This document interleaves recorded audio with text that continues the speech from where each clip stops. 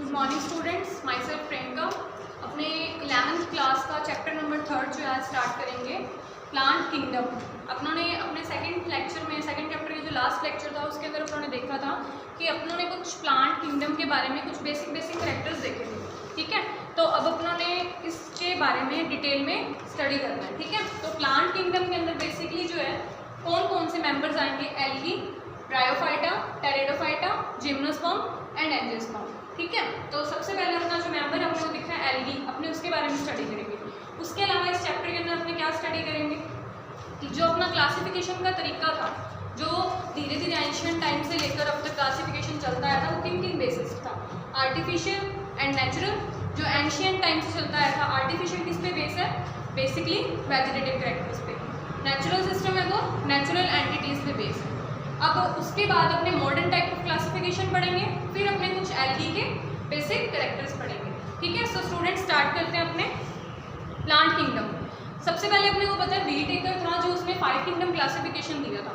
ठीक है, क्या दिया था उसने, 5 किंगडम क्लासिफिकेशन, जिसमें उन्होंने अलग अलग टाइप के जितने भी एनिमल्स थे उनको अलग अलग क्लासेस दी और फिर उनका डिवीजन स्टार्ट कर दिया था। ठीक है, सो इस चैप्टर के अंदर जो अपने बेसिकली प्लांट किंगडम या किंगडम प्लांटी के बारे में स्टडी करेंगे डिटेल में। सो अब देखो इसके अंदर क्या था, स्टार्ट करते हैं। We must stress here that our understanding of plant kingdom has changed over time. मतलब कि शुरुआत में जब उन्होंने इनका डिवीजन करना स्टार्ट किया था, उस टाइम पे अपने इनके बेसिस जो डिफरेंस करने वो क्राइटेरिया अलग था। जैसे जैसे इनके नए मेंबर्स इवोल्यूशन में डिस्कवर होते गए, वैसे वैसे अपने जो इनका डिफरेंस करने का तरीका है या डिवीजन के जो बेसिक कैरेक्टर्स हैं वो भी चेंज होते गए। ठीक है, अपने जैसे एग्जांपल देखते हैं। पहले उन्होंने क्या देखा था, फंजई जो था वो किसका मेंबर था, मोनेरा और प्रोटिस्टा का। पता है ना अपने को ये चीज़, फंजई क्या था, मोनेरा और प्रोटिस्टा का मेंबर था। बट कुछ टाइम के बाद में क्या हुआ, जैसे जैसे उसके कैरेक्टर्स वो डिस्कवर होने लगे और फिर उनके अंदर मैच नहीं होने लगे, तो उन्होंने फंजई को भी अलग क्लास के अंदर डाल दिया। ठीक है, आगे देखो, member of Monera and Protista having cell wall and now been excluded from the Plantae. अब देखो प्लांटी के अंदर सेल वॉल नहीं होती, कल मैंने तुम्हें बताया था, तो उन्होंने क्या किया, मोनेरा और प्रोटिस्टा को प्लांटी से अलग कर दिया, 3 किंगडम क्लासिफिकेशन कर दिया, 4 कर दिया, एट लास्ट 5 कर दिया। ठीक है, आगे देखो, so the cyanobacteria that are referred as blue green algae not algae any more. अब जो ब्लू ग्रीन एल्गी थी साइनोबैक्टीरिया, उसको उन्होंने अलग कैरेक्टर्स के बेसिस पे डिफाइन करना चालू कर दिया। फिर इसके अंदर अब अपने क्या डिस्क्राइब करेंगे, algae, bryophyta, pteridophyta, gymnosperm and angiosperm. अब देखो आगे, let us look at the classification within the angiosperm and understand some concern influence of classification system. अब अपने इसके अंदर क्या पढ़ेंगे, जो क्लासिफिकेशन हुआ था स्टार्टिंग के अंदर, उनके बेसिस क्या थे, फिर उनको आगे मॉडर्न टाइप के क्लासिफिकेशन की ज़रूरत क्यों पड़ी। सो स्टार्ट करते हैं इसके अंदर। देखो जो आर्टिफिशियल टाइप ऑफ क्लासिफिकेशन था ना, जिसके अंदर उन्होंने आर्टिफिशियल बेसिस के ऊपर क्लासिफिकेशन करना स्टार्ट किया था, तो ये चीज़ समझो बेसिकली आर्टिफिशियल क्यों कहा गया इसे। अपनों ने क्या किया, जो प्लांट्स को डिफरेंस करना चालू किया उनके वेजिटेटिव कैरेक्टर्स पे, मतलब कि उनकी अपीयरेंस में, हैबिटेट के बेसिस पे उनको डिफाइन करना चालू कर दिया, अलग अलग क्लासेस बनानी चालू कर दी। बट क्या हुआ, कुछ टाइम के बाद में जो आर्टिफिशियल क्लासिफिकेशन था वो सक्सेस नहीं हो पाया। क्यों, क्योंकि उनकी मॉर्फोलॉजी तो थी, आउटर स्ट्रक्चर्स प्लांट्स वगैरह की, वो तो सिमिलर थी कुछ बेसिस पे अपने कह सकते हैं, बट जो उनके इंटरनल स्ट्रक्चर्स थे या कह दो उनके अंदर जो सेक्शुअल रिप्रोडक्शन का टाइप है, इंटरनल मॉर्फोलॉजी है, वो सब क्या थी, अलग होनी स्टार्ट हो गई जैसे जैसे अपने को उनके बारे में पता चलता गया। ठीक है, तो ये क्लासिफिकेशन का जो सिस्टम था ये धीरे धीरे फेल होने लग गया, या बोल दो कि इसके जो क्राइटेरियाज थे वो सफिशिएंट नहीं थे अपने को इंडिविजुअल्स को डिफाइन करने के लिए।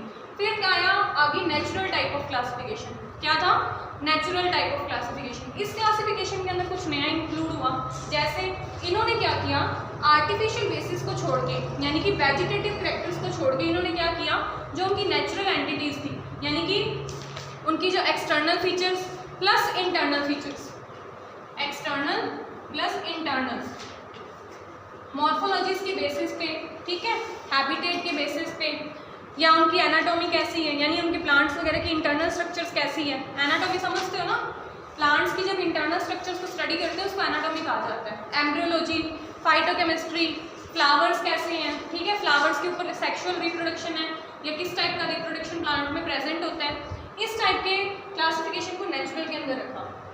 देखो आर्टिफिशियल क्लासिफिकेशन के अंदर अपने को क्या था कि वेजिटेटिव कैरेक्टर, प्लांट्स के अंदर तो ज़्यादा वही मेजर होते हैं, बट ये फिर भी सफिशिएंट नहीं था। फिर अपनों ने नेचुरल टाइप ऑफ क्लासिफिकेशन पढ़ा, इसके अंदर कुछ टाइम तक ये क्लासिफिकेशन सही रहा, चलता रहा, बट क्या हुआ जैसे जैसे नए मेंबर्स इंक्लूड हुए टाइम बीतने के साथ साथ, वैसे वैसे उनके अंदर कुछ नए करेक्टर्स भी आने स्टार्ट हुए। जैसे जैसे उन करेक्टर्स का पता चलता गया तो ये क्राइटेरिया भी अपने लिए सफिशिएंट नहीं था क्लासिफिकेशन का। फिर आगे क्या हुआ, मॉडर्न टाइप के क्लासिफिकेशन के कुछ पैटर्न आए, जिसमें अपने 3 से 4 जो पैटर्न है वो पढ़ेंगे। पहला कौन सा है, फाइलोजेनेटिक क्लासिफिकेशन, फाइलोजेनेटिक क्लासिफिकेशन, ठीक है। अब समझो इस क्लासिफिकेशन के अंदर क्या होता है। In this type of classification evolutionary relationship, कौन से, इवोल्यूशनरी रिलेशनशिप। इवोल्यूशनरी रिलेशनशिप क्या होते हैं, जैसे अगर 2 स्पीसीज के बारे में आप स्टडी कर रहे हो, ठीक है, पैंथेरा लियो एंड पैंथेरा टाइगरिस, तो ये तो लॉयन का साइंटिफिक नेम है, ये टाइगर का। अब देखो इनका जीनस सेम है, स्पीसीज अलग अलग है, ठीक है। तो इस टाइप के क्लासिफिकेशन के अंदर इन्होंने क्या कहा कि जो 2 अलग अलग स्पीसीज हैं उनका जीनस तो सेम है, मतलब ये कहीं ना कहीं एंशिएंट टाइम में जो इनके एंसेस्टर होंगे, पूर्वज, वो क्या होंगे, एक रहे होंगे, यानी कि इनके अंदर कोई ना कोई लिंक जरूर रहा होगा। तो इस टाइप की स्टडी करना या इस टाइप के बेसिस पे क्लासिफिकेशन करना क्या कहलाता है, फाइलोजेनेटिक क्लासिफिकेशन सिस्टम। अब देखो सेकंड, इसके बाद दूसरा टाइप कौन सा है, numerical, numerical type of classification. इसके अंदर क्या होता है, देखो न्यूमेरिकल नाम से ही पता चल रहा है कुछ ना कुछ नंबर्स के बेसिस पे होगा। इसके अंदर क्या होता है, कंप्यूटर बेस्ड होता है ये क्लासिफिकेशन। इसके अंदर अपने देखते हैं कि किस स्पीसीज के अंदर कितने टाइप के ऑर्गेनिजम्स आ रहे हैं, कितने टाइप के उनके अंदर स्पीसीज आ रही हैं, बेसिकली नंबर के बेसिस पे या कोड के बेसिस पे अपने इनको डिफाइन कर देते हैं। थर्ड टाइप का क्लासिफिकेशन देखो थर्ड टाइप का क्लासिफिकेशन है साइटोटैक्सोनॉमी क्लासिफिकेशन, टैक्सोनॉमी क्लासिफिकेशन। अब इसके अंदर देखो क्या है, cytotaxonomy classification is based on the cytological information, ठीक है, जैसे कि स्ट्रक्चर एंड बिहेवियर। साइटोलॉजी क्या होती है, बेसिकली उनके आउटर स्ट्रक्चर्स वगैरह के बेसिस पे, on the basis of cytology, यानी कि उनके साइटोलॉजिक बिहेवियर के बेसिस पे, क्रोमोसोम नंबर या फिर स्ट्रक्चर के बेसिस पे, ठीक है। एट लास्ट 4 नंबर आते हैं कीमोटैक्सोनॉमी। इसके अंदर क्या होता है, देखो कीमोटैक्सोनॉमी जो होती है इसके अंदर यूज क्या करते हैं, केमिकल कॉन्स्टिट्यूएंट्स।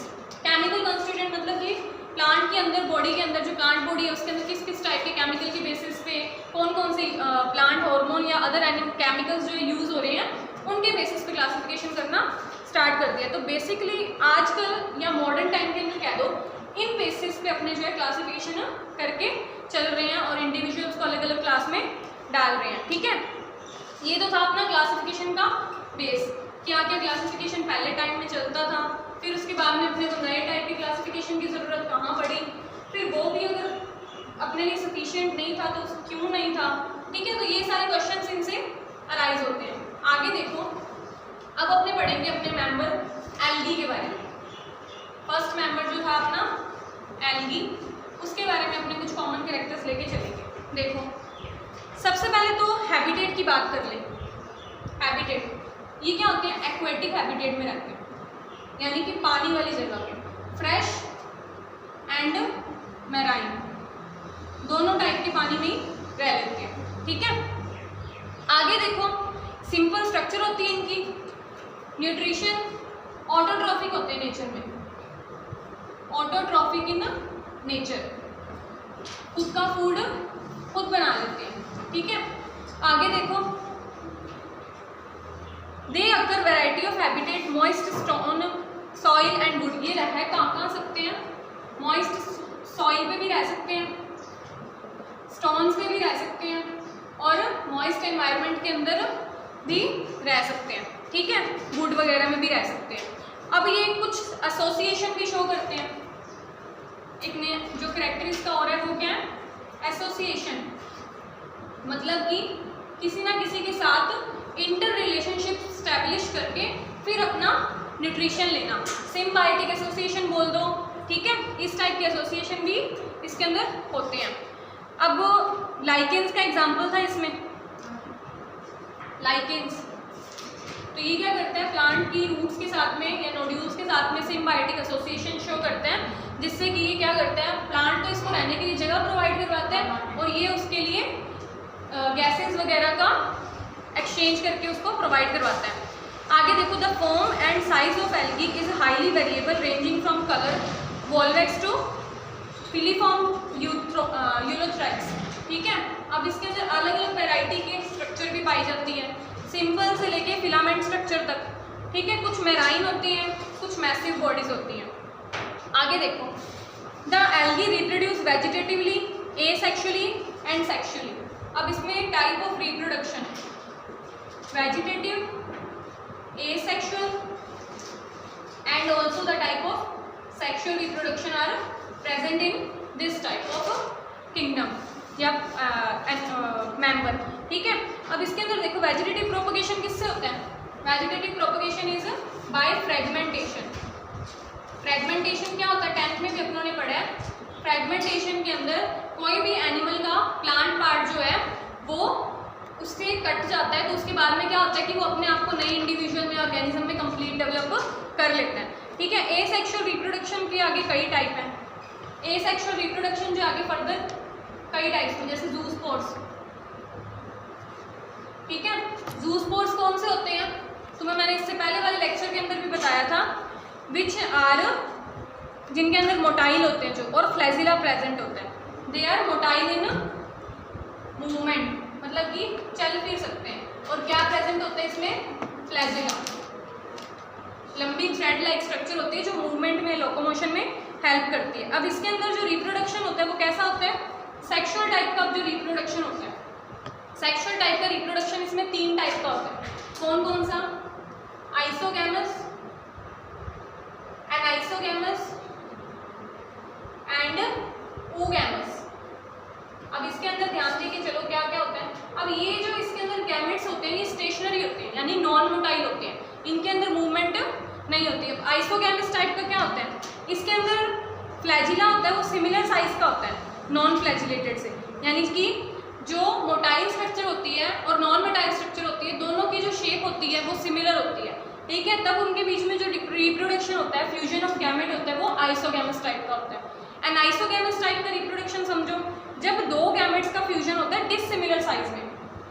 आइसोगैमस में मतलब साइज क्या है, सिमिलर, एंड आइसोगैमस में साइज है डिसिमिलर, ठीक है, डिसिमिलर टाइप। आगे देखो oogamous। oogamous के अंदर क्या होता है, एक तो लार्ज होता है और दूसरा स्मॉल होता है। Fusion between one large non motile and female is static या मोटाइल, ठीक है। इन दोनों के अंदर जो फ्यूजन होता है वो oogamous टाइप का होता है। इसके एग्जांपल है वॉल्वोस और फ्यूकस, वॉल्वोस एंड फ्यूकस, ठीक है। तो ये टाइप का रिप्रोडक्शन जो है इसमें सेक्सुअल टाइप का एल्गी के अंदर पाया जाता है। आगे देखो, एल्गी जो है उनके यूजेस के बेसिस पे, ये तो था रिप्रोडक्शन पढ़ लिया आप लोगों ने, हैबिटेट भी पढ़ लिया, किस एनवायरनमेंट में रहता है। आगे देखो एल्गी के यूज क्या क्या होते हैं।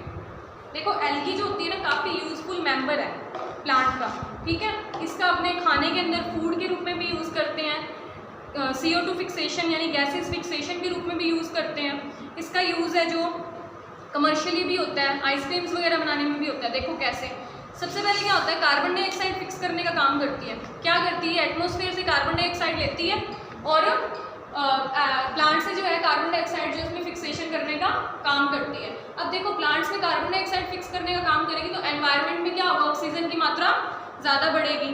क्यों, क्योंकि प्लांट्स क्या करते हैं, CO2 लेते हैं और O2 छोड़ते हैं, ठीक है। आगे देखो, अब फूड साइकिल्स में भी काम आती है। अब अपने कुछ स्पीसीज देखते हैं जैसे पोरफायरा, लैमिनेरिया, सार्गेसम, ये एग्जाम्पल हैं उन टाइप ऑफ एल्गी के जो अपनी फूड के अंदर यूज़ होती है। अबाउट 70 स्पीसीज ऐसी हैं जो अपने फूड के अंदर एल्गी का यूज़ करते हैं, अबाउट 70 स्पीसीज, ठीक है। आगे देखो, एल्गिन कमर्शियल प्रोडक्ट के रूप में भी कुछ यूज़ होती हैं, जैसे अगार अगार है, जेलिडियम है, ग्लेसिरेरिया है, वो यूज़ की जाती है प्रिपरेशन ऑफ आइसक्रीम्स में, लिलियसिस में, ठीक है।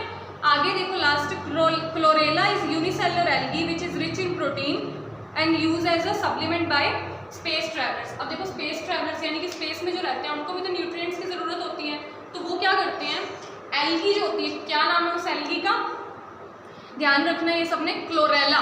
क्वेश्चन आता है पेपर में, chlorella is the type of algae which is nutrient rich, मतलब कि इसमें प्रोटीन की मात्रा जो होती है बहुत ज़्यादा अमाउंट में होती है, तो इसको स्पेस ट्रैवलर्स जो होते हैं वो यूज़ करते हैं खाने में। अब आगे जो है क्लास एल्गी जो ये तो अपने पढ़ लिया एल्गी के यूजेस के बारे में। इसके बाद में अपने क्या पढ़ेंगे नेक्स्ट लेक्चर में, एल्गी की कौन कौन सी क्लासेस होती है। 3 क्लासेस होती हैं, Rhodophyceae, Chlorophyceae and Phaeophyceae. Next lecture में अपने इसकी क्लासेस के बारे में पढ़ेंगे और इसका नेक्स्ट मेंबर जो क्या है, bryophyta, second member is bryophyta. अब उसके बारे में अपने नेक्स्ट लेक्चर के अंदर स्टडी करेंगे, ठीक है। तो ये साथ साथ धीरे धीरे इनकी टर्मिनोलॉजी क्लियर करते चलो, बेसिक बेसिक करैक्टर है, साथ साथ पढ़ते चलो, आपको कोई प्रॉब्लम नहीं आएगी, ठीक है।